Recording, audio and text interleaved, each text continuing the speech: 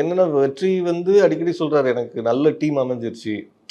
ஒரு ஆர்ட் டைரக்டரா இருக்கட்டும், வேல்ராஜா இருக்கட்டும், இல்ல அவர் அசிஸ்டன்ட்டா இருக்கட்டும். அது அவர் எல்லா இதுலயும் சொல்லிடுவார் இன்டர்வியூல. ஸோ அதே தான் lucky me.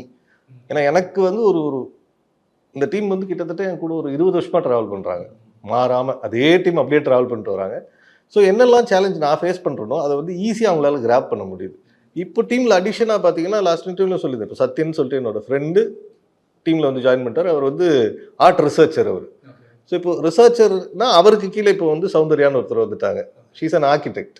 But she is very good in research side. So இப்போ இவங்க 2 பேர் வந்துட்டாங்க. திருலோக்ஷான்னு சொல்லிட்டு இன்னொரு ஆர்கிடெக்ட் வந்து டிசைனா எலமெண்ட்டாக நான் இப்போ வரைஞ்சிட்டேன்னா நான் ஸ்கேலுக்கு வரைய மாட்டேன். என்னோட தாட் ப்ராசஸ்க்கு நான் வரைஞ்சிருவேன்.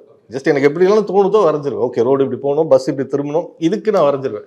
இதை ஸ்கேலுக்கு பண்ணுறது திருலோக்ஷா பண்ணிடுவாங்க. ஸோ இப்போ டீம் இப்படி அமையும் போது இங்கே கிரியேட்டிவ் சைட் நான் பார்த்துக்கிறேன், ரிசர்ச் சைடை சத்தியனும் டீமும் பார்த்துப்பாங்க. இன்புட் அங்கேருந்து வந்துகிட்டே இருக்கும். இதுலேருந்து எதை எடுத்து எங்கே யூஸ் பண்ண போகிறோம், ஓவர் யூஸும் பண்ண வேண்டாம், லிமிட்டடாக யூஸ் பண்ணுவோம் அப்படின்னு சொல்லிட்டு அது அந்த பீரியட் அப்படின்னு எடுத்துட்டோம்னா அதை பிரிச்சுக்கிறது.